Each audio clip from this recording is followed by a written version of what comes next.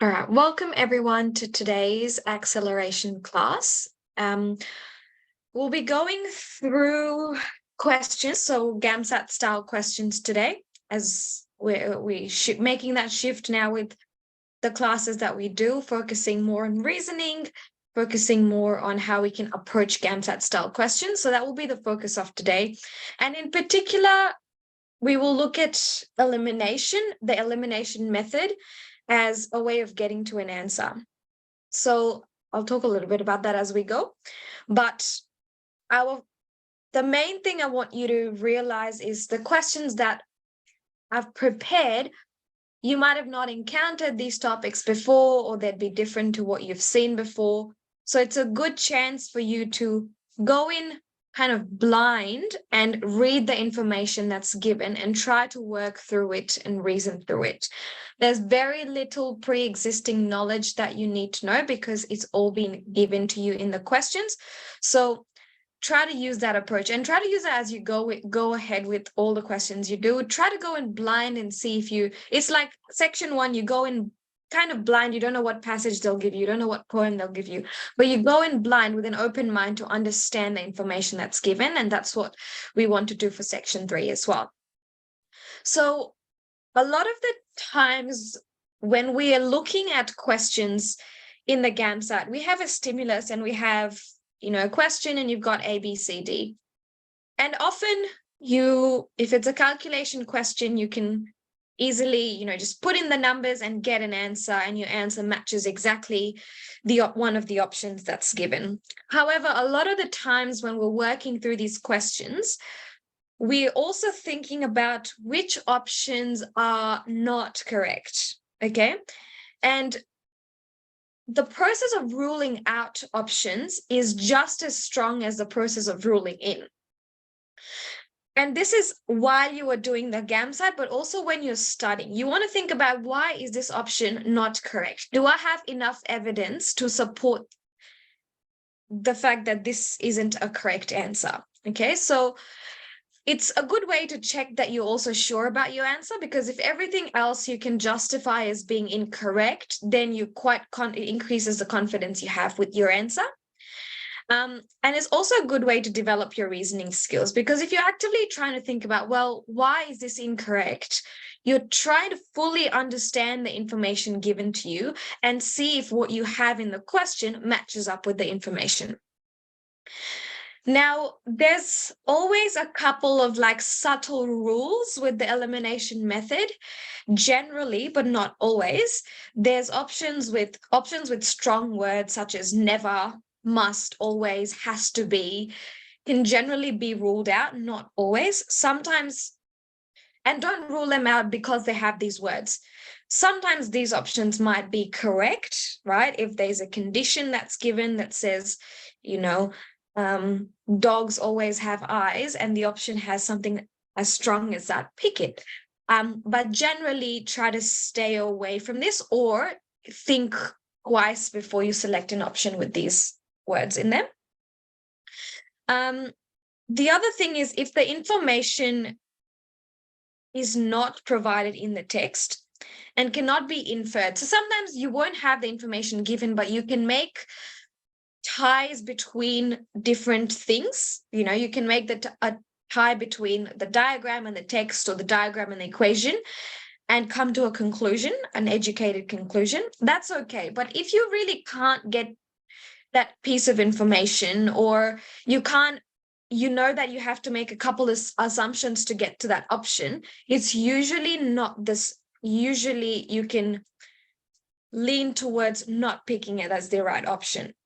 Because if you need to make a lot of assumptions, and you generally can, and I struggle with that, I look at a question, I'm like, it could be B, right? If you think about it in this way, and if that leads to that and that leads to that, it can be B as the answer. But me extrapolating is based on information not provided, and it's just me using my background information, my existing knowledge, which can be a trap, because if you know all this information and you're trying to reason through with what you know but what's not provided, you might fall into the trap of picking an option that you don't have the information for. So just be aware of that.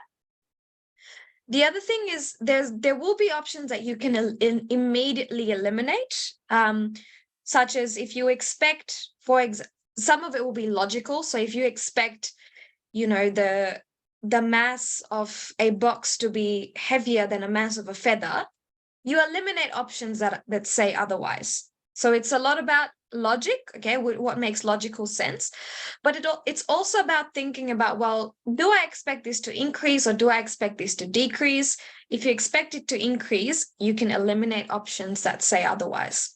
So it's about taking a step back, thinking about it logically, thinking about which options you can, immediately eliminate. And while we might not feel like being in a 50-50 between two options is quite a strong position, because you rather have a 50% chance of getting something right than a 25% chance. So it's a good spot to be in. The other thing I'll say is trust yourself. I know I never trust myself. Everything I circle and then reread and change, I get it wrong. Because when I'm changing it, I'm overthinking and I'm over extrapolating, right? Based on, actually, what do I already know? So if you feel like you're leaning towards it, trust yourself and select it, unless there's a very strong reason and you figured something out or it was a silly mistake, don't trust yourself. Another thing is, especially with long bio questions, you will see an option saying, an option that's like worth 2 to 3 lines, and you have to get through a lot of information in the questions. I guess persist and read the entire question and see what that has to say, because sometimes you read and make sense and you're like, yep, that information's provided, and yep, that makes sense, and then they add like 1 or 2 words at the end that just completely changes the whole meaning of the option. But because your brain is like, oh yeah, yep, that makes sense, you sort of end up picking that because you haven't fully read the whole question or processed the whole question. So make sure you're doing that as well. Now, we will be doing some GAMSAT style questions, but before we do that, any questions for me? So should we be more looking at trying to find the incorrect answers as opposed to actually trying to find the correct ones? No, you're kind of doing both at the same time. Okay. Because you look at an answer, you're like, okay, you have 4 options. You obviously want to get to your correct answer, but you also want to be sure that it's the correct answer. And to be sure that it's the correct answer, you need to be sure that the other ones are not correct.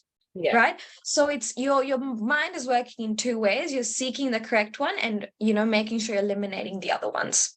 Yeah. And sometimes with some questions, you might not know what the right answer is, but you might know at least 2 of the options that are not correct. So you can just say, okay, well, this is definitely not correct. This is not correct. I'm a bit unsure about these 2. And then you can either work your way through it or, again, eliminate one that doesn't sound right or doesn't, fit the picture. Does that make sense? Yeah, thank you.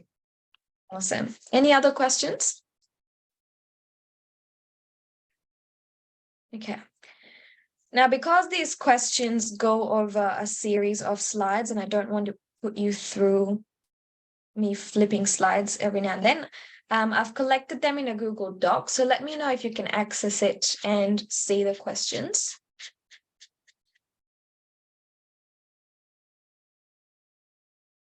Yes, no, happy? Yeah, all good. We can see it. I see a lot of you jumping in. All right, awesome. So I'll give you time to do these questions. Do all 4 of them at the same time. I won't explain, otherwise that might change your perspective going into the next one. So do all 4 of them and then we can discuss. How long do we have? I ideally want to say GAMSAT time, so 2 minutes per question, but I will give you 10 minutes for the entire STEM. Thank you. Awesome.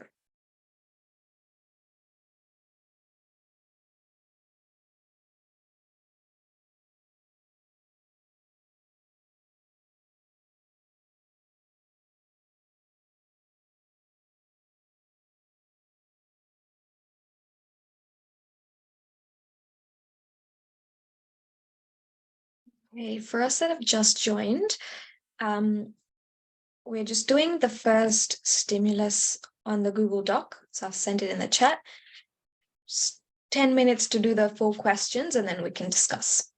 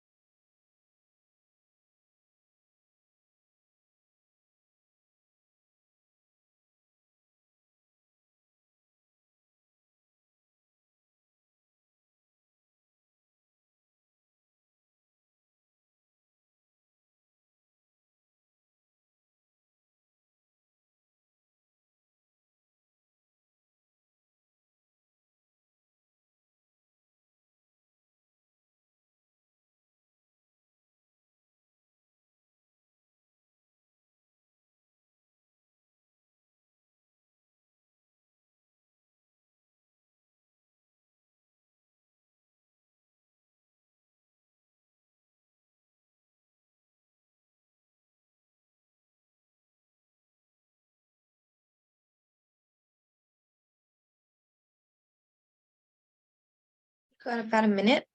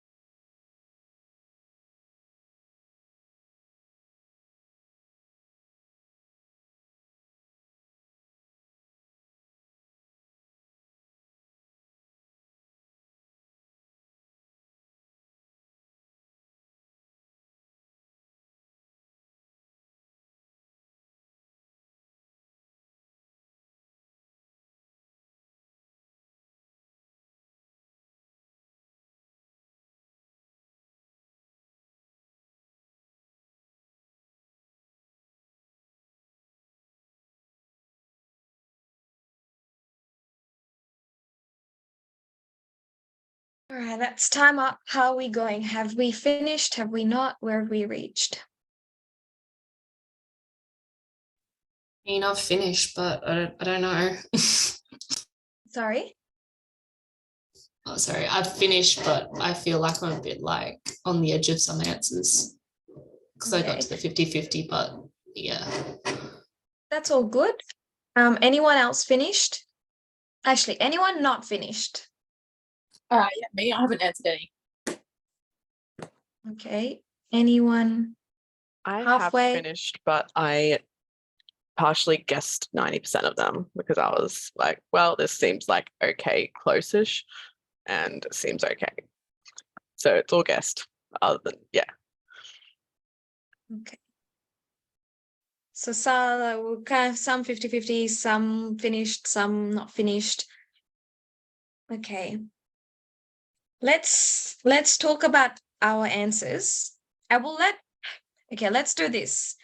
If we're comfortable, one of us can guide our reasoning and thinking behind each of the questions. You know, we can take turns because I don't want it to be too heavy on one person, but we can talk through what we think, why we think, and then discuss how we can get to the right answer. How does that sound?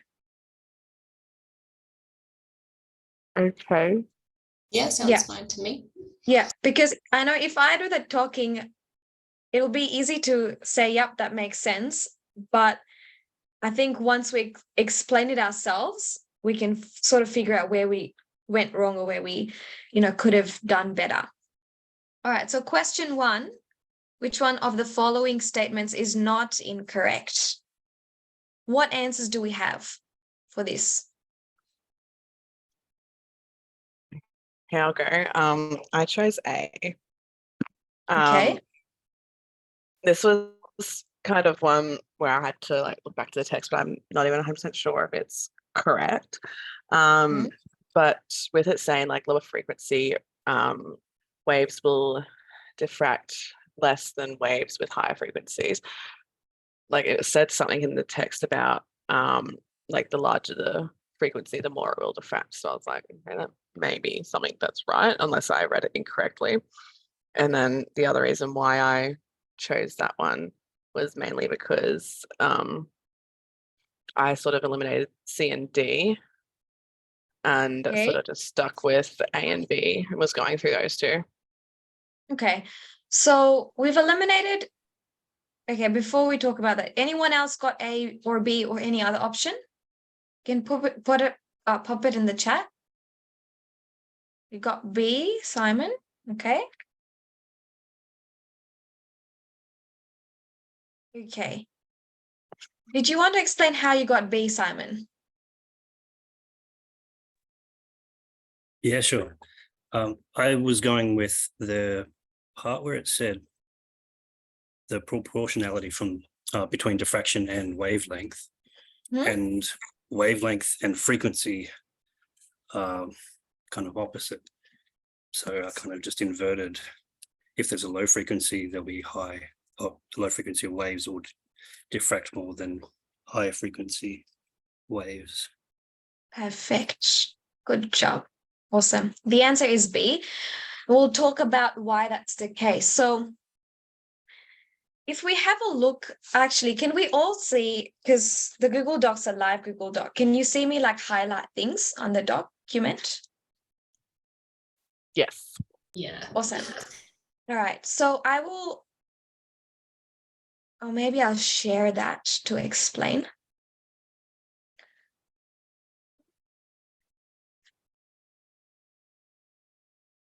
Just give me a second. I'll just share that so we can all see it live. Like, so can the people watching the recording.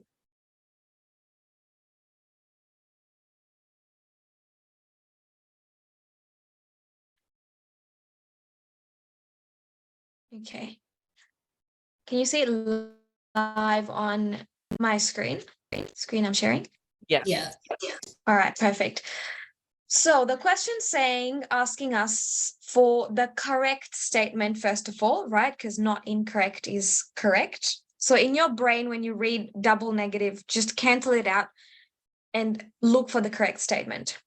So just broadly, these questions relating or asking us to relate the frequency with the diffraction, the extent of diffraction. Now, if we go back up here, the first piece of information we have is that the extent of diffraction is proportional to the ratio of wavelength to the obstacle width. So this is the equation we have here. So the greater the wavelength, the greater the diffraction. Okay? Any objections with that? Hopefully not.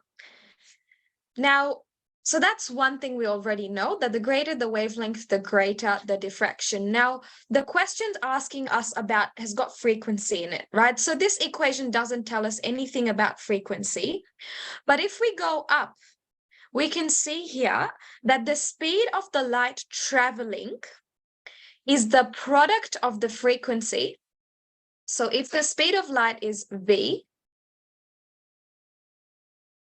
v is the product of the frequency and the wavelength. So the frequency and wavelength are related by this equation here.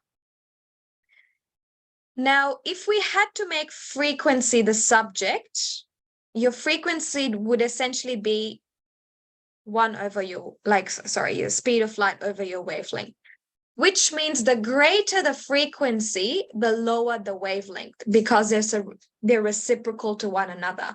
The speed of light is not changing, right? It can't change. So if this increases, your wavelength decreases. Does that make sense so far?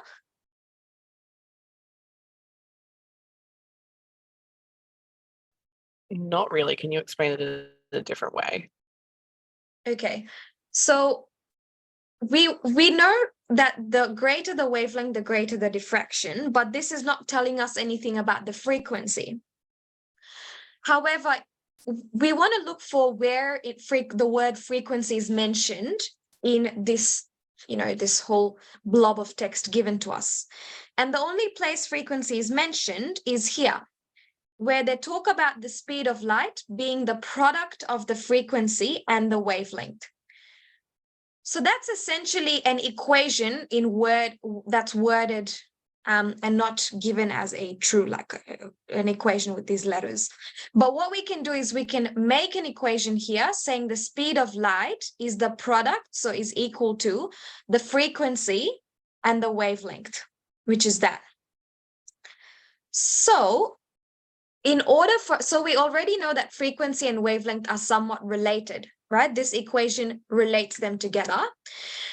And if we want to see how they're related, we make frequency the subject or we make wavelength the subject, right? So we push everything else on the other side. If frequency is the subject, we can chuck wavelength on the other side. Because it's being multiplied here, it becomes the denominator on the other side. So we can see that frequency and wavelength are inversely related. Does that make sense? Yeah. So the greater the frequency, the lower the wavelength. Okay? Which means this says that the greater the wavelength, the greater the diffraction.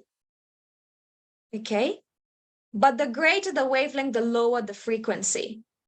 So what that means, if we go here, is that we said that the greater the frequency, the lower the wavelength, and vice versa. And we know that if the wavelength is higher, or the frequency is lower, the diffraction will be higher. That's why it's B. So diffraction is proportional to wavelength, which is inversely proportional to frequency, as we said. That's why the lower the frequency, the higher the diffraction. Does that make sense?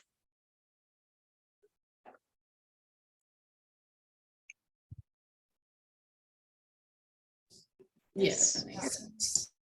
Yeah, so as we can see, even if you knew nothing about this topic, the information you need is provided. It's just you need to find where it is and relate it to what you've got. Even if you never knew what diffraction means, it doesn't matter, right? Because it's all about finding out how this is related to this and how the wavelength's related to frequency. Okay? All right. Any objections? Anything not clear?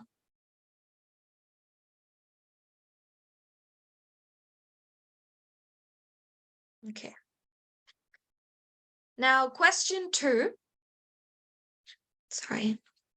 Question 2. What answer did we get? All right, so before that, we'll talk about how we eliminate other options. So A is literally the opposite of B. So we can eliminate A using that logic. Actually, I've written it down here. Now, C is saying that diffraction only depends on the wavelength of waves, not the frequency. And we said that it can't be true because the frequency and wavelength go hand in hand, or they're related to one another. So the frequency does have an effect on the diffraction. D is saying that infrared and visible light will produce the same interference pattern because the speed of light stays constant. Now, if we have a look here, we have, first of all, it says, so interference is basically your waves interfering with one another.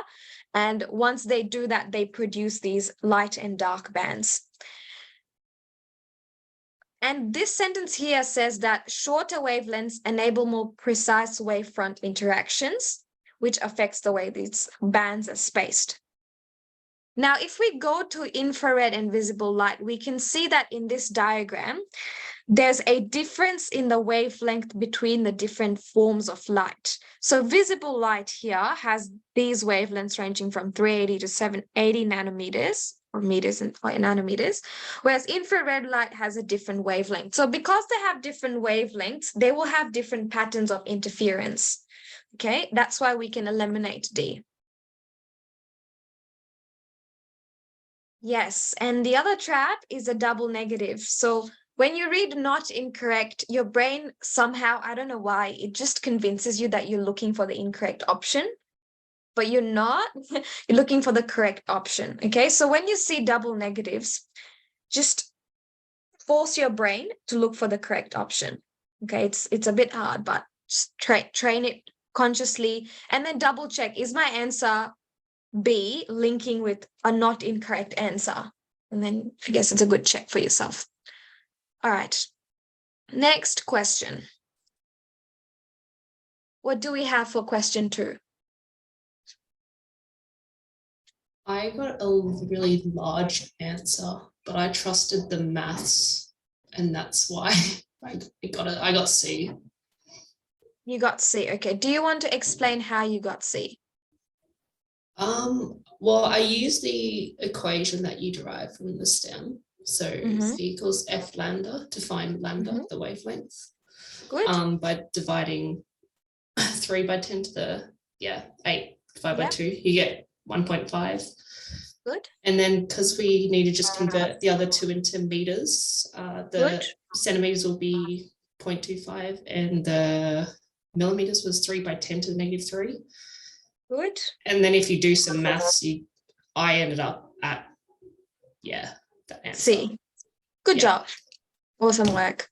Correct. Anyone else got C? Anyone else not got the answer?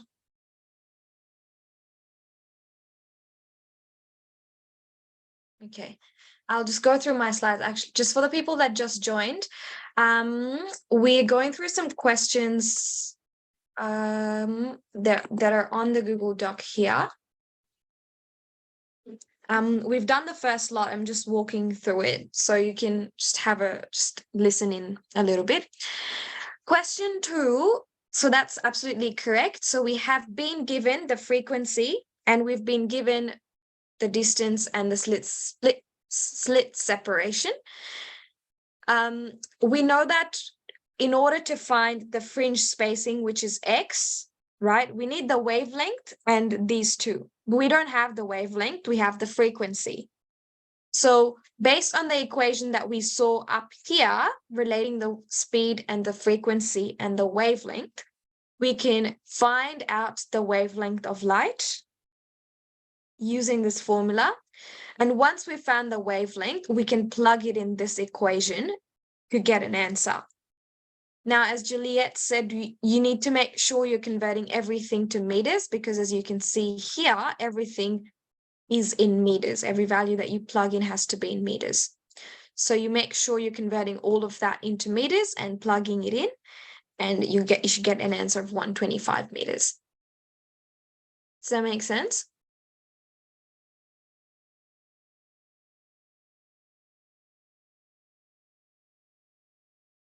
Anything not clear? Anything you'd like me to go over again? Yeah, one thing, just the first sentence regarding frequency. Usually is measured in hertz, but it says per second. Is that still hertz? Yeah, per second is like, hertz is the fancy word for per second, basically. It's like Newton, for example. Newton's not really a metric unit. Newton's like something per meters per second squared. And it's just, I guess, umbrella termed as Newton. So same thing with hertz. Hertz and per second are basically the same thing. Yeah, okay, thank you.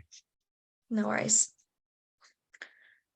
Yeah, so someone said, I thought I just needed to use the second formula, which you did. That's the main one you needed to use. But if you have a look at the second formula, it has the wavelength in it, but you don't have the wavelength given to you, do you? You have the frequency. So that's when your brain's like, well, I know I need to use it, but I don't have this. I have a missing term here.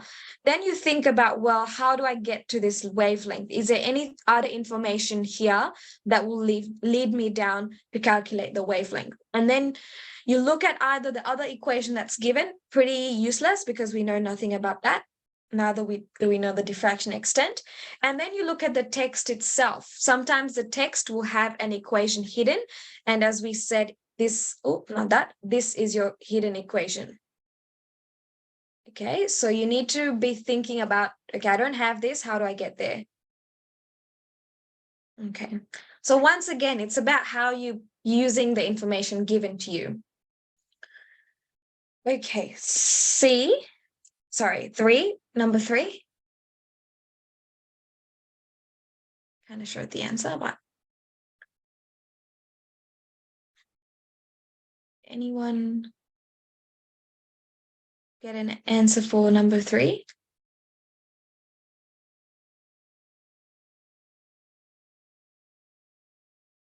No? Okay, we can go through it together. So number 3 is saying a scientist performs a double slit experiment.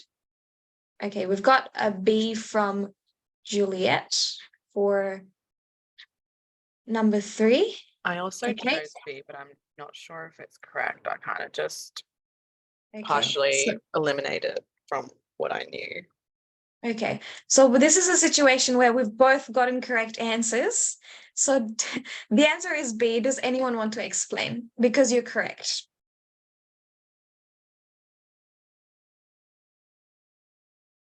No, yes? Okay. I mean, mine probably wasn't as sciencey to Juliet's. It might not have been as logical in that sense. I don't know what she did. That's all right. I can walk through it and then you can let me know if there's anything in the way you reason that doesn't align with what I'm talking about. But that's another learning point. We will, with the GAMSAT, it's very difficult to feel 100% confident with your answers. So you might get the right answer, but you're like, oh, I don't know how I feel about this. That's why a lot of the times you walk away from the GAMSAT feeling like you didn't do a good job, but somehow, you will make sense of it. So you've got in this experiment where you've got two light sources. You've got visible light and microwaves with identical setups. And we're trying to figure out how the interference patterns differ between the two and what's leading to that. Okay. So all what we know from the information provided to us, actually, I'll go back so I can scroll, is that we have, depending on the wavelengths of light we can get different interference patterns. Okay. The other thing is like, we've got bright bands and dark bands. That's the other information that's provided to us about interference and what the definition of interference is. So that's just when your wave is interacting with the other wave. So you have interaction between the two waves. Okay. So if we look at option A is saying the interference patterns will exhibit the same fringe width and identical intensity distribution because they're both coherent and we're getting the same interference effects. So first of all,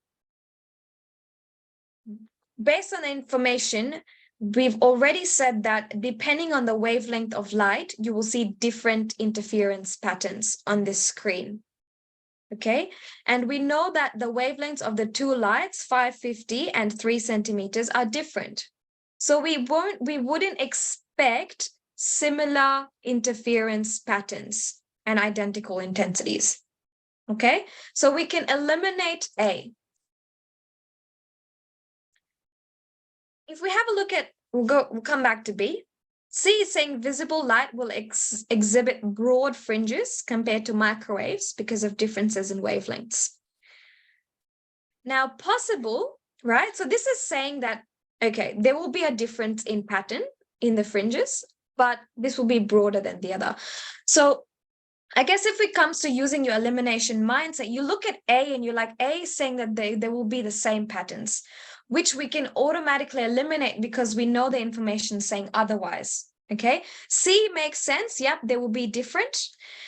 D is saying that the microwaves will not have any interference patterns, which there is no evidence to suggest that there wouldn't be any interference patterns with this, right? There's nothing in the text that's saying that microwaves for some reason don't have interference patterns.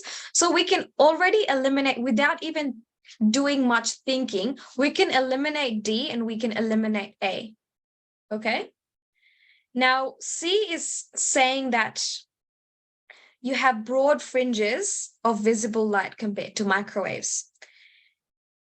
This sentence says that shorter wavelengths enable more precise interactions, which are demonstrated in the spacing between light and dark bands.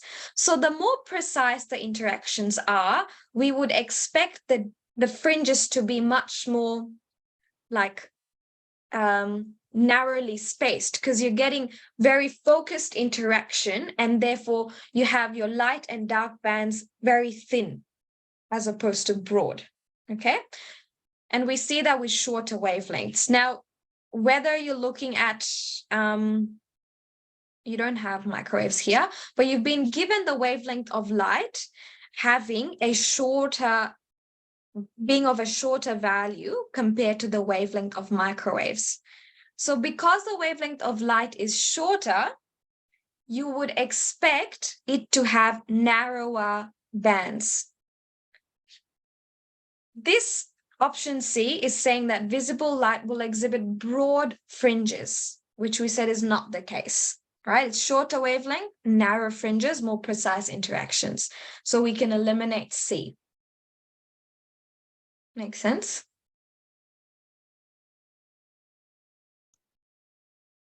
Yeah, I did a similar way of working it out in the sense that with A, it had a really sort of strong word of like, will exhibit the same.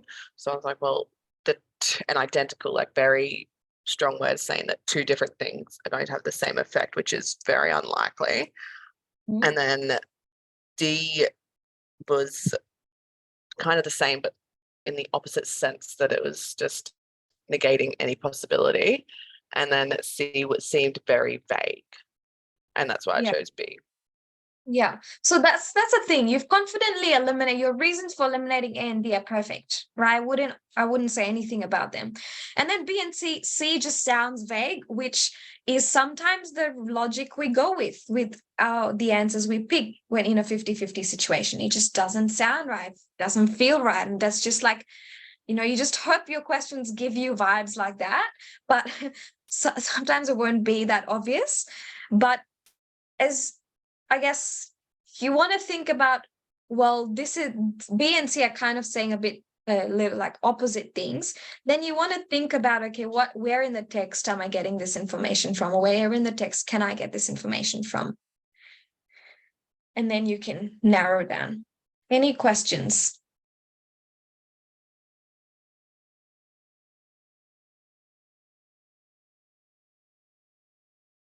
Okay.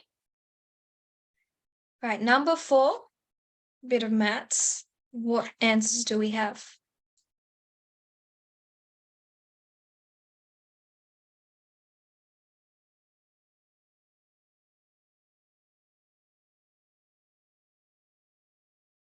We've got a B, another D. Like Renee and Juliet have the same thinking, same answers. Okay. Anyone else got D or another option? We've got A. Okay. All right, so a bit of a mix here. So question 4 is asking us for which of the following will have the greatest effect on the extent of diffraction. Now, I don't know if this helps with our, like different people are different, but when I read a question, I make sure I read the options, so I'm targeted with what I'm looking for. So this one's talking about the wavelength, the obstacle width, the frequency. Okay, so it's talking about a lot of like basically everything. Now, another cheeky thing that GAMSAT people like to do. So with this question, if we notice, we need to actually work through every option, and we need to figure out how every option is impacting diffraction, right? It's not as obvious as you calculate an answer and you find your answer in the options. It's like you have to work through every single option. Now, because these GAMSAT people know how time-consuming that can be, what they often do is they put the correct option as either C or D, because they want you to like really work through A, spend all this time, it's not correct. You work through B, spend all this time, it's not correct. You work through C, spend all this time, it's not correct. And then the answer is D. But not always. I'm just saying something that, is a possibility. However, don't let that bias you. Make sure you calculate all options, whether you start from down, up, or up, down, doesn't matter. So question 4, part A, is saying if you double the wavelength of light, okay? So if you double the wavelength of light, what's going to happen to the extent of diffraction? It would double, correct? Yes, no? Happy? Yeah, makes sense. Yeah. So part A, if you double the wavelength of light, we can just write down that extent of diffraction would double, because we need to compare the 4 to see which one will have the greatest effect. Now, B is saying doubling the obstacle width and halving the wavelength of light. So if you double the obstacle width, so you make this 2 times, okay, and then you halve the wavelength. So this is like half the wavelength, and you're doubling the obstacle width. Your new diffraction is a quarter of what it initially was. So it's actually less. So you're decreasing the diffraction. Does that make sense? Yes. Good. So B is actually, you can automatically, just by saying that, eliminate B, because it's decreasing the diffraction by a quarter. Okay, so we can eliminate B. C, reducing the frequency of light to 25% of initial frequency. Okay, so we've already established in the previous question that frequency and wavelength are sort of reciprocal to one another. Okay, so your frequency, your new frequency is, you're reducing it to 25% of its initial frequency, or you're reducing it to a quarter of its initial frequency, right? Because 25% is a quarter. So your new frequency is like a quarter of what the initial one was. So your new wavelength is 4 times the initial wavelength. And because your wavelength is proportional to the diffraction, to the extent of it, your diffraction will become 4 times of its initial diffraction. Does that make sense?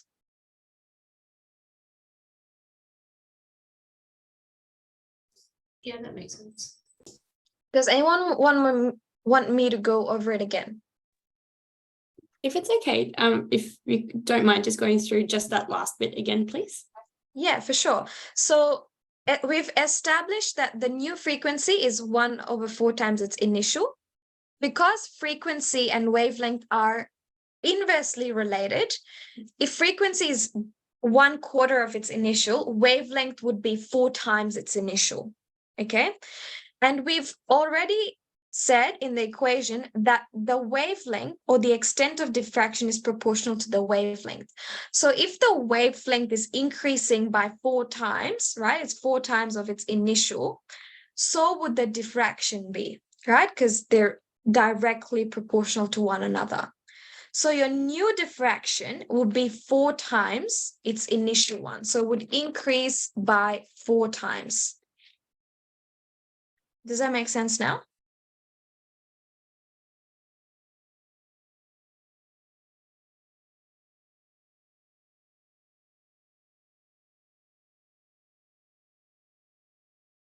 I can go over the whole question again if you'd like to. And then D is saying you're reducing the obstacle width by 1/10. Not, this is another confusing. You're reducing it by basically 10%. You're not reducing it to 1/10. Okay, so if what that means is initially, let's say it was the value of the obstacle width was 10. Okay, so if you're reducing it by 1/10, so you take out 1/10 of what it initially was, you're reducing it by 1. So now it's 9, if that makes sense, right? You're not reducing it to, the new value isn't 1/10 of its original. You're just taking away 1/10 of its original. You're reducing it by 1/10, not to 1/10. Does that make sense? That's the trap here, I think.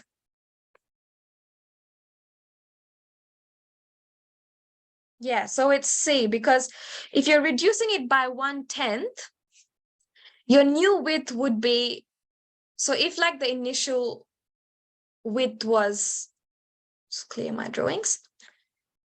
So let's say you're reducing it by 1/10, right, of its initial. So your new width is like 9/10 of what it was, right? Because you've taken away 1/10 of it. So 9/10 is your new width. So your diffraction is wavelength over width, okay? And your new width is 9/10 of its initial. So your diffraction is still increasing, but it's increasing by like 1.1, right? Which is less than the 4 and the 2 that we have in the other options.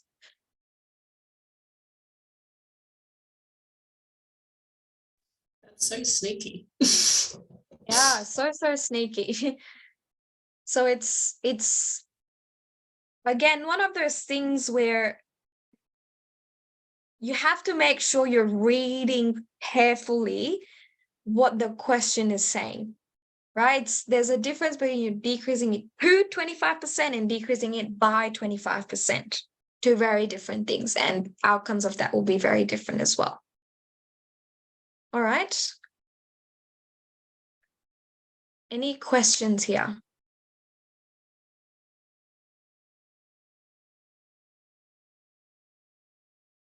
Anything not clear with this stem? Any doubts that you wanted to clarify about how you would approach this, or what struggles you had with this kind of question?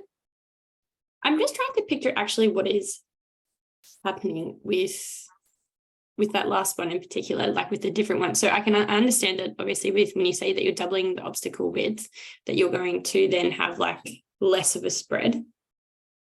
But what actually happens when you double the wavelength? Are you talking about like the width of like the arch and the trough? Is that what you're talking about? So the width of these, you mean? Like in relation to this, you mean? I don't know, just whatever the option A was, when it says, I think the width of the doubling the wavelengths, what does that actually look like? Like, what's it actually doing? Okay, yeah. So essentially what we've got here is this experiment being performed where you get a laser torch, you've got slits that are cut through within paper, and what happens is you get, if you put a screen on the other end, you get like these light and dark bands of diffraction. Let me like see if I can get another example, like another diagram. Yeah, so it's like in real life, this is what it looked like. So you see like this alternating white and dark bands. Okay, so that's basically what the experiment showed. Oh my gosh, I'm clicking too many things. Yep, so there's light and dark bands because you get light coming in and then it sort of does that on the screen. Now, the question has said that the diffraction, so they've defined for us what diffraction interference is. So diffraction is when the wave is interacting with the edge of the obstacle. So basically your light is interacting with the edge of the slit, right, which is the obstacle. And then you get your interference when you have your waves interacting with one another. So for example, here you have your waves of light that are sort of touching one another, interacting with one another, and that's interference. Now, this equation here is telling us that the extent of diffraction, which is the extent at which your waves interact with the obstacle, depends on the wavelength, okay? And it depends on the gap of the obstacle or how wide your slits are. And so this question at number 4 is asking us for how the diffraction would change if you're manipulating or you're changing the wavelength, you're changing the width of the obstacle here, or you're changing the frequency of light. What impact is that having on the diffraction that you're getting? And for this question, even if you didn't know what diffraction was, it doesn't matter because you want to find a relationship between these values and diffraction and frequency and diffraction. Does that make sense? Yeah, I could follow like your explanation of what it was. I was just struggling to like actually picture like what was happening, whereas it was easy to picture with, say, option B. Like you could see what they were changing, but I was just struggling to actually see what it was about the wavelengths that they were changing. Okay, so for option A, you mean? Yeah.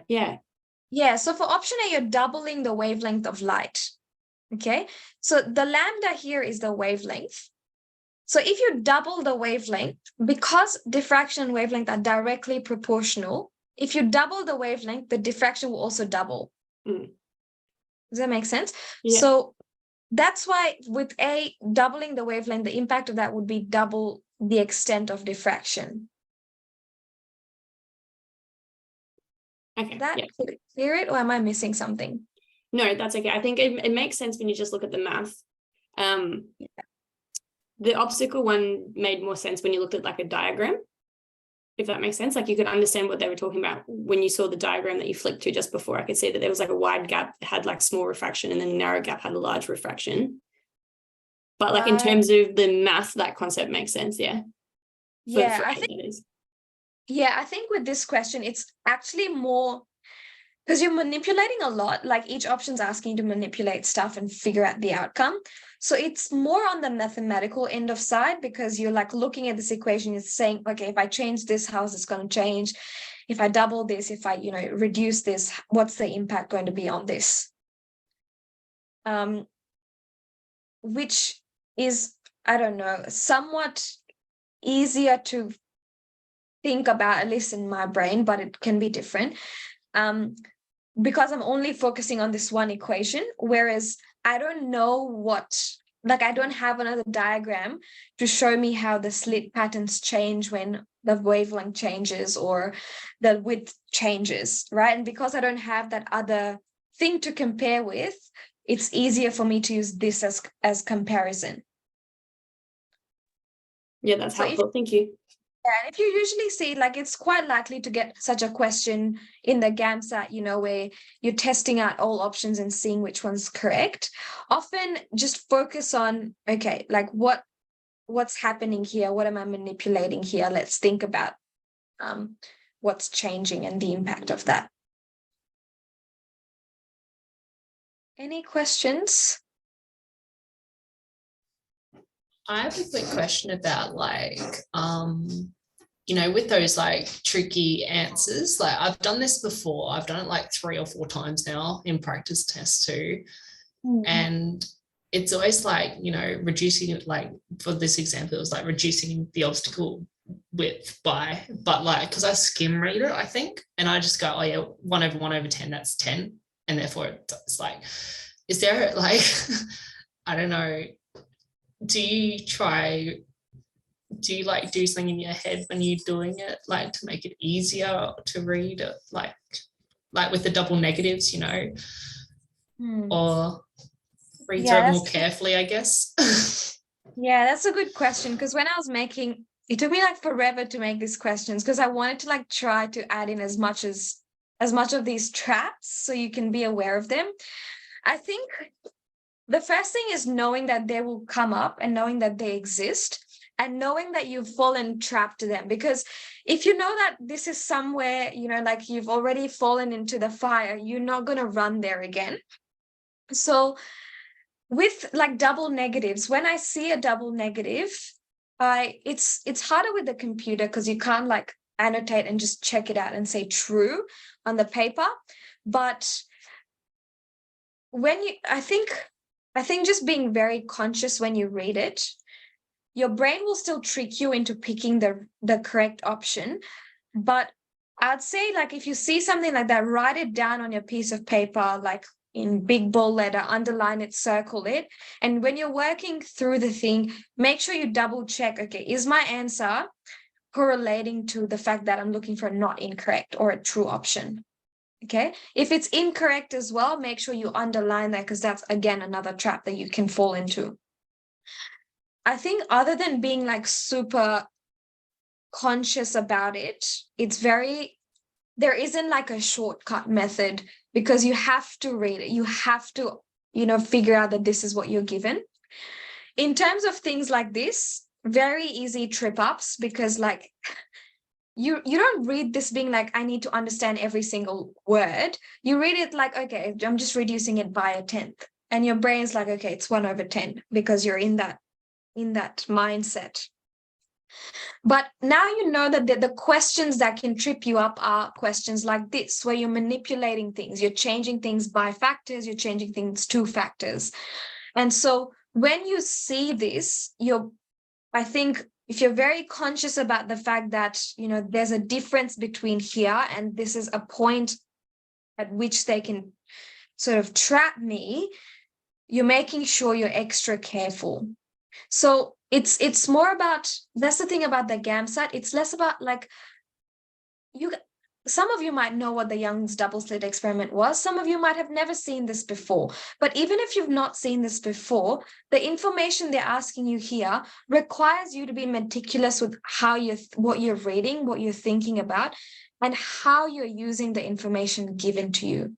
So it's a lot about how present you are when you're reading the questions, rather than what you're extracting from your existing knowledge, right? And it's difficult because, you know, number 4 is not the first question you'll approach, right? It's probably the 50th question after you've already worked your brain off all day.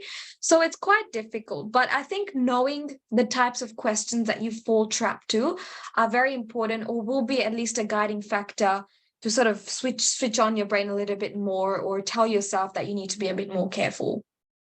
But I'm sorry, like, I wish I knew a better answer or a way to fix this.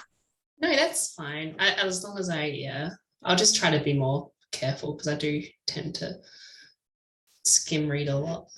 Yeah, and the thing is, you're aware about it, right? You're aware that it's not a problem in the way you approach. It's, you know, could be the way you're reading the question. That's, you know, and these are not major mistakes. These can be fixed, right? Like, skim reading isn't the worst thing in the world. You can just tell yourself that, okay, next time I'll be a bit more careful, and you see how you progress over the month. So it's very fixable things if you're very like active and conscious in the process. Thanks, Abby. Good. Any last questions? Looks like Ryan is waiting for all of you for some section 1.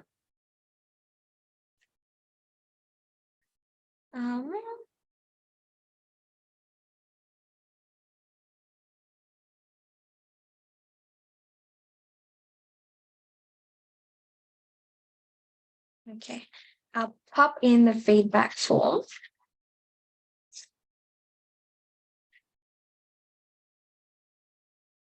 Hopefully we got something out of this session.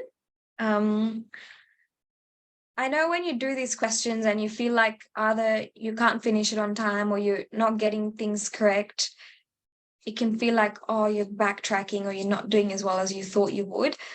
But if you think about it, you've worked through these questions in your head, you've got into a 50-50, and you just need to take an extra step again. Oh, is that the Google Doc? Oh. Sorry. I sent the wrong link. Yeah, so just work through this. Try to be a bit more conscious when you're solving these, or, you know, answering these questions. It's more about using the information given to you and working through that. Okay, so have a look at the questions again and see where you went wrong, if there's anything that you got stuck with, particularly with your reasoning.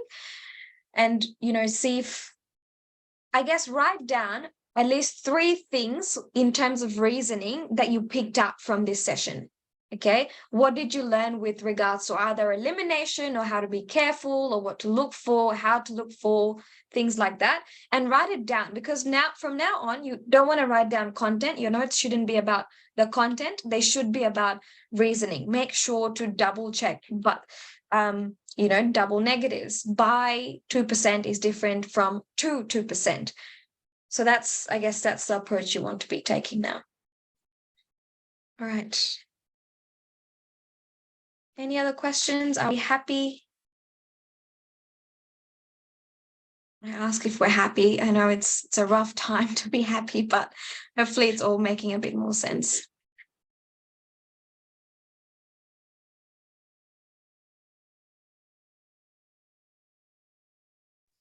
Yeah, thanks, Abby. I'll admit Ryan and make him host.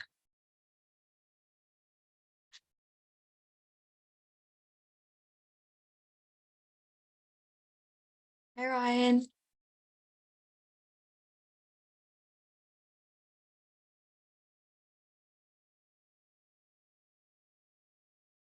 Hi.